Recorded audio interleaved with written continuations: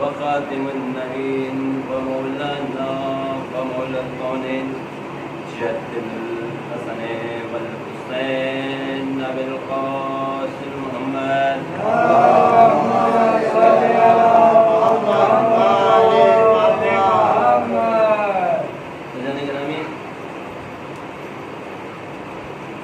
ایک مثال پیش کرتے چلوں. مورخین نے لکھا کہ سب کے دروازے بند کر دیے گئے، علی کا دروازہ کھلا رکھا. اور یہ بھی لکھا کہ پیغمبر اکرم آخری وقت میں بیمار کی وجہ سے اتنے ضعیف ہو چکے تھے، اتنی نکاحت آپ میں آ چکی تھی کہ نماز آپ نہیں پڑھا سکتے. اور تب آپ گواہی دیتے رہے مورخین، اور سارے صحابہ گواہی ہیں کہ جب نماز پڑھانے کے لیے کچھ لوگ اکٹھا ہوئے اور پیغمبر کو اطاعت ہوئی تو سرکار نے علی ابن ابو طالب کو طلب کیا.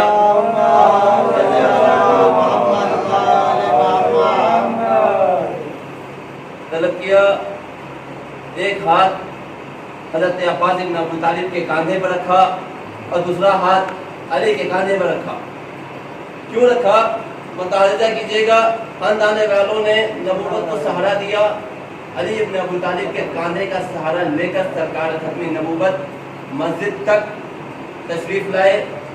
تو جو ہجرے سے چل کر مسجد تک تشریف لائے نماز پڑھنے کے لیے یہ آئے تھے نا. ارے تو یہ تو آپ نے جس کی صفائی آپ بیان کر رہے ہیں اور اس شخص کو اور مشکل میں ڈال دیا. رسول اللہ کو مسجد میں بلا کر اگر وہی ہجرے میں رہنے دیتے تو پھر بھی کوئی گنجائش نہیں نکل رہی تھی. لیکن اب جب پیغمبر مسجد میں آ گئے تو نبی کا کچھ نہیں گیا بلکہ نماز پڑھنے والے کی نماز گئی، پڑھنے والوں کی نماز گئی. اب فیصلہ کرو کہ توہین تم کر رہے ہو یا ہم کر رہے ہیں. دیکھیے یہ قرابت داری کی بنیاد پر نہیں تھا سب، کیونکہ معصوم کے سامنے قرابت داری کی کوئی قیمت نہیں. پیغمبر کے نزدیک قرابت داری کی کوئی قید نہیں ہوتی بلکہ مرضی الہی کی پابند ہوا کرتی ہے. اللہ نے جب حکم دیا پیغمبر کو اور معصوم کو اس پر عمل کرنا ہوتا ہے. اگر ایسا کوئی بھی بات ہوئی تو پیغمبر میدان عرفات میں جو آخری حج ادا کر رہے ہیں، جو آخری خطبہ دے رہے ہیں، اس میں یہ نہ کہتے کہ کسی عربی کو اجنبی کو، کالے کو گورے پر، مکی کو مدنی پر کوئی فضیلت نہیں ہوتی. تم سب میں جو زیادہ محترم ہے نا، جو زیادہ احترام کی قابل ہے، جو زیادہ عزت دار ہے، اللہ کے نزدیک وہی ہے جو تم سب کے زیادہ پرہیزگار ہوگا.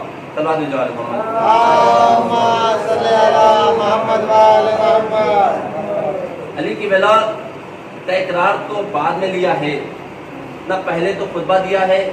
ابھی تو خطبہ دے رہے ہیں نا کہ رشتہ داری کی کوئی اہمیت نہیں ہے. عزت اسے ملے گی جو تقوی میں سب سے زیادہ بلند ہے. اور 7 دن کے بعد ہی پہلا نون کا ممبر بنا کر 18 ذی الحجہ کو 1,23,000 صحابہ کے مجمع میں سے علی کو چن کر کہا من تم تو مولا فازا علی و مولا.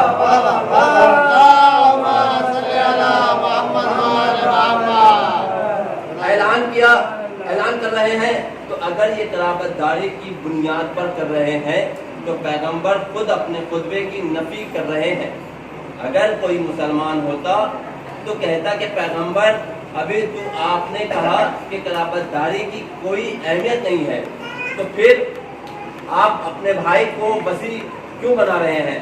لیکن نہ تو کسی مسلمانوں نے کہا، کیونکہ پیغمبر کہہ چکے ہیں تم سب میں سب سے زیادہ محترم و عزت دار وہ شخص ہے جو متقی و پرہیزگار ہے۔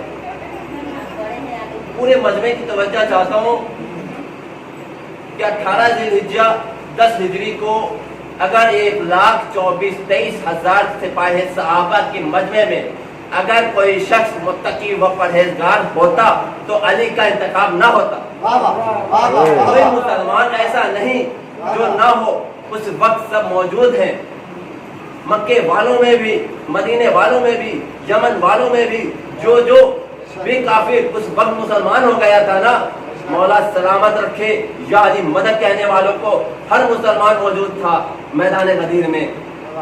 تبھی تو اتنی بڑی تعداد بنی ہے نا، جہاں سے ہم آگے بڑھ رہے ہیں الحمدللہ۔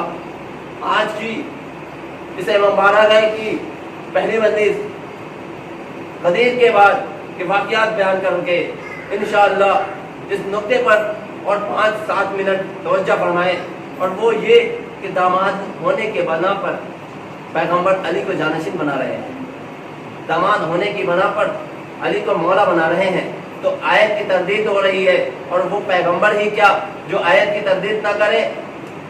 عزیزان محترم، اسلام میں عزت کا معیار بلندی کا معیار ہوتا ہے نا۔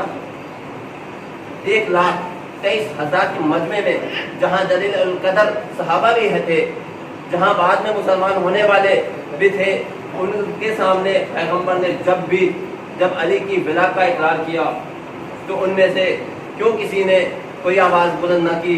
سب نے پیغمبر کا فرمان تسلیم کیا نا۔ آئیے موبائلے کے آنے کے بعد جب پیغمبر نے علی کی جانشین ہونے کا اعلان کر دیا، اس کے بعد پیغمبر 1 ماہ کے بعد، بلکہ 18 ذی الحجہ 10 ہجری کو اعلان ہوا، 28 صفر کو پیغمبر کا انتقال ہوا ہے نا۔ کسی مسلمان نے یہ نہیں کہا کہ قربت میں علی زادہ داماد علی ہیں مگر پرہیزگار تو ہم ہیں۔ تو جب پیغمبر کی زندگی میں علی سے زیادہ کوئی پرہیزگار نہیں تھا، تو یہ بتائیے کہ پیغمبر کے گزرنے کے بعد علی سے چند دنوں میں زیادہ پرہیزگار کون ہو گیا؟ پیغمبر کا جانشین بننا چلا۔ آئیے 68 دن پہلے تو علی سے پڑھ کر کوئی افضل نہ تھا۔ یہ 2.5 مہینے کے بعد کون سا حادثہ سرزد آ گیا کہ کسی سے جو علی سے زیادہ بلند ہو گیا؟ اور اگر پھر علی سے تقوی میں بلند نہیں ہوا تو پھر علی سے اوپر کیسے آیا؟ اور پھر معاذ باللہ کسی سے کوئی حادثہ سرزد نہیں ہوا تو 68 دن میں پھر علی میں کیا کمی آ گئی ہے؟ توجہ چاہتا ہوں۔ 68 دنوں میں علی سے معاذ باللہ میری زبان جل جائے، کوئی سادہ کون سا علی سے ایسا کام ہو گیا جو علی نیچے آ گئے، اور کسی دوسرے نے ایسا کون سا کام انجام دے دیا کہ وہ علی سے آگے بڑھ گئے؟ تو آج کی مجلس میں جو فدائی اہل بیت میں آپ سب کی مدد سے تعمیر ہو رہا ہے، اس سوال کا جواب دے دو، وہ خطا جو علی سے سرزد ہوئی، ہاں ہوئی ہے، کون سی سزا ہوئی ہے، کون سی خطا ہوئی ہے؟ جواب دیتا ہوں، تقوی میں علی سے کوئی نہیں بڑھا، تقوی میں علی سے کوئی آگے نہیں بڑھا، تو رشتہ داری میں کون بڑھے گا؟ جس بندے پر کائنات کی عبادتیں قربان ہو اس بندے سے زیادہ اور کون پڑھے گا؟ ہاں علی سے جرم ہوا ہے، علی سے جرم ہوا ہے، بالکل ہوا ہے۔ وہ کیا ہوا ہے آپ کے سامنے پیش کرتا ہوں۔ علی سے خطا صرف یہ ہوئی کہ جو پیغمبر اسلام لائق ہے نا، علی اس کے جنازے کو بڑے احترام کے ساتھ لے کر بیٹھ گئے اور تخت حکومت کو پیغمبر کے جنازے پر قربان کر دیا۔ بس یہی خطا تھی۔ یہیں سے دو راستے چلے، جس تخت کی ابتدا ہوئی وہ یزید تک پہنچا، جس جنازے کی ابتدا ہوئی وہ کربلا تک پہنچا۔ صلوات و محمد۔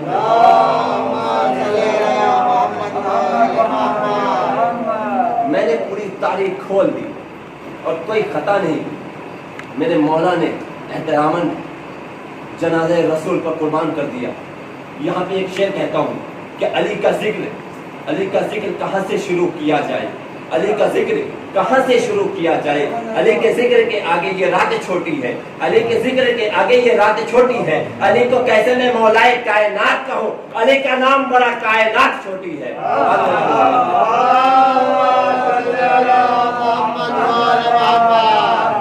अली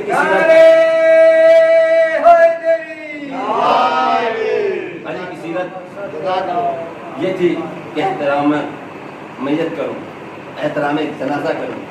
साहिबान हुकूमत की सीरत ये हुई कि एहतराम मैयत ना करो, जनाजों का एहतराम ना करो, कब्रों का एहतराम ना करो, गुस्ल भी ना दो, कफन भी ना दो, बस हुकूमत कायम रहे। समझना चाहते हैं उम्मत मुस्लिमा को कि उसका पस मंजर करबला है। जिक्र मसाइब, हर घर में करबला आबाद हो रही है ना, आज हर घर में इमाम बारगाह सज रहे हैं ना, हर घर में करबला आबाद हो रही है, हर घर में करबला बस्ती जा रही है। आज 6 मुहर्रम हो चुकी है, कल 7 मुहर्रम, परसों 8 मुहर्रम हो जाएगी।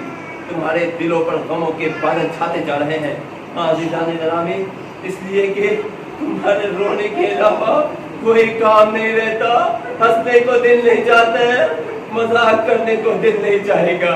किसी मन होंगे तो या हुसैन कहोगे, पानी भी पियोगे तो या हुसैन कहोगे। इसीलिए कि तुम्हारे मौला ने प्यास से मरते मरते भी तुम्हारी याद रखा है। वो पैगाम दे रहा हूँ कि मेरे अर्शियों, जब ठंडा पानी पियो मेरे प्यास को जरूर याद कर लेना, हमारी प्यास को याद करना। आज़ादारो, पानी की सबीलें लग रही है, कदम कदम पर हुसैन के नाम की सबीलें लग रही है, लोग सैराब हो रहे हैं, हुसैन का करम जारी है। आज 2 दिन हो गए थे दरियाए फुरात के किनारे हुसैन के खैमे लगे गए थे। यजीद ने हुक्म दिया खैमे हटाने का, अब्बास ने तलवार निकाली थी, ज़ैनब ने कसम दे दी थी, हुसैन ने हुक्म दे दिया था कि क़याम को पानी के पास से हटा लिया जाए, ताकि तारीख का कोई मोरूख ये न कहे कि जंग पानी पे छुड़ी गई थी, जंग दीन के लिए नहीं थी। हुसैन, हम तेरे सब्र पे कुर्बान हैं, इसलिए तो रोते हैं ना कि सारी ताकतें रखने के बावजूद भी, सारी जलालत होने के बावजूद भी हट गए खैमे। 2 मुहर्रम को फौजें आना शुरू हो गए, उमरे साथ का लश्कर आना शुरू हो गया। 3 मुहर्रम आ गई, यजीद के लश्करों में इजाफा होना शुरू हो गया। ज़ैनब देख रही है, एक बार फिज़ा को बुला कर कहा, ऐ अम्मा फिज़ा, भैया हुसैन को तो बुलाओ। आका तशरीफ लाए, भैया हुसैन, हमारा कोई लश्कर नहीं आया, क्या हम इतने गरीब हो गए। हुसैन कहते हैं कि ज़ैनब, चंद दिन गुजर जाने दे, फिर देख हमारा जो मेहमान आएगा वो यजीद की शिकस्त होगी और हमारी फतह का ऐलान होगा। होते हैं बेअसूल में कुछ बेअसूल भी, होते हैं बेअसूल में कुछ बासूल भी, कांटों की गोद में निकल आते हैं फूल भी। ज़ैनब घबराओ नहीं अज़ादारो, शबे आशूर को उड़ने गुलाम को तलब किया ताकि वुज़ू का पानी लेकर फजर की नमाज अदा कर सके। अभी चुल्लू में पानी ही लिया था कि एक आवाज़ उड़ कानों में आई, उड़ वाले वो तुझ पर मेरे बच्चे ने तेरा क्या बिगाड़ा था। उड़ने इधर उधर देखा, उनको कोई नजर ना आया, ये समझा शायद मेरा वहम है, कोई गम न दे मौला आपको सिवाय गमे हुसैन के। एक माँ का जुमला सुनाने जा रहा हूँ, जरा दिल पर हाथ रख कर सुने। जैसे ही उड़ने 2 बार वजू करना चाहा, फिर आवाज़ें कानों में पड़ी, उड़ मेरे बच्चे, 3 दिन से प्यासे और तू पानी जमीन पर मारा। اب وہ ہو نہ ہو اور سمجھ گیا کہ یہ خاتون جنت کی آواز ہے، دوڑتا ہوا آیا، بیٹی کو بلایا، کہا جا اپنی ماں کے پاس جا، اس کے کلیجے کو ٹھنڈا کر۔ بیٹے نے پوچھا آپ کہاں جا رہے ہیں؟ کہا میں حسین کے لشکر میں شامل ہونے جا رہا ہوں۔ حور کا بھائی، حور کی بیوی، حور کا غلام، حور کا بیٹا یہ جملہ سنتے ہی رونے لگے۔ بیٹا آگے بڑھا، کہا بابا کیا میری جوانی ابا کی جوانی سے زیادہ خوبصورت ہے؟ میں بھی آپ کے ساتھ جاؤں گا۔ بھائی آگے بڑھے، بھیا میں عباس کا قربان ہونا چاہتا ہوں۔ حور نے غلام کو کہا جا تو حسین کا صدقہ آج سے آزاد ہے، جا تیرا دل چاہے وہاں چلا جا۔ حور کا غلام کیا کہتا ہے، بڑا انداز سے کہتا ہے، حور کا غلام کیا انصاف ہے، جب تک دوزخ میں جانے والوں کے ساتھ تھا مجھے ساتھ رکھا، آج جنت میں جا رہا ہے تو مجھے خود سے علیحدہ کر رہا ہے۔ عزیزان محترم، کیا میرے مایا میرا حر آ رہا ہے؟ آزادارو عباس غلام حاضر کرو، حر کے غلام کے استقبال کے لیے۔ حسین کہتے نہیں نہیں عباس، حر کے غلام کے لیے استقبال میں خود کروں گا۔ مہمان آگے بڑھے، حر نے آقا حسین کے قدموں میں خود کو گرایا۔ اکبر نے حر کے بیٹے کو گلے سے لگایا، وہ عباس نے حر کے بھائی کو گلے سے لگایا، حسین نے حر کے غلام کو سینے سے لگایا۔ بھائی آجا آجا میرا محسن، خیمے کا پردہ اٹھتا ہے، آوازیں آتی ہے، زینب کا سلام قبول ہو بھیا۔ آزاداران مظلوم کربلا بس ایک کے دو منٹ کے مسائل اور کیا پرسہ دے رہے ہیں آپ؟ فقط ایک جملہ اور آپ کی زحمت کو تمام کرو۔ حر کہتے ہیں آقا حسین میں چاہتا ہوں کہ کل سب سے پہلے میدان میں میرا بیٹا علی جائے۔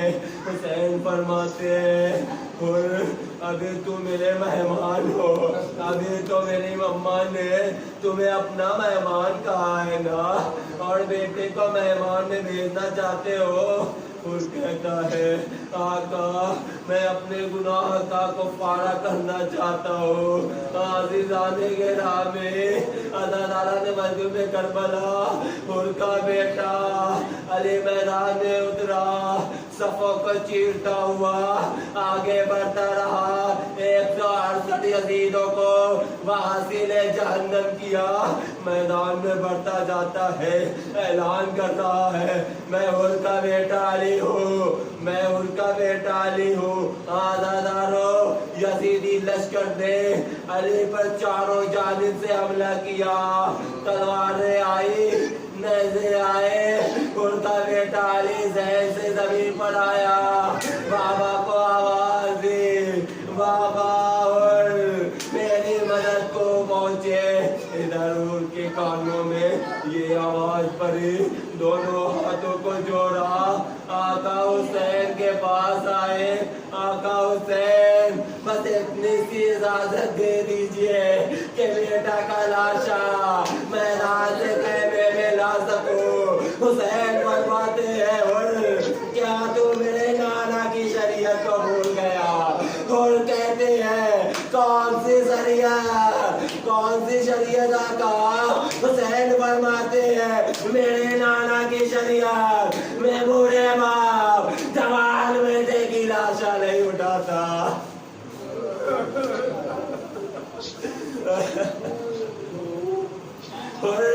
تو بیٹھ، میں تیرے بیٹے کا لاشا لاتا ہوں، قربان ہو جاؤ اپنے حسین پر۔ جب کوئی نہ رہا کیسے بوڑھا باپ 18 سال کے قریب جوان کا لاشا اپنے کانوں پر اٹھائے گا، خیمے میں لائے گا۔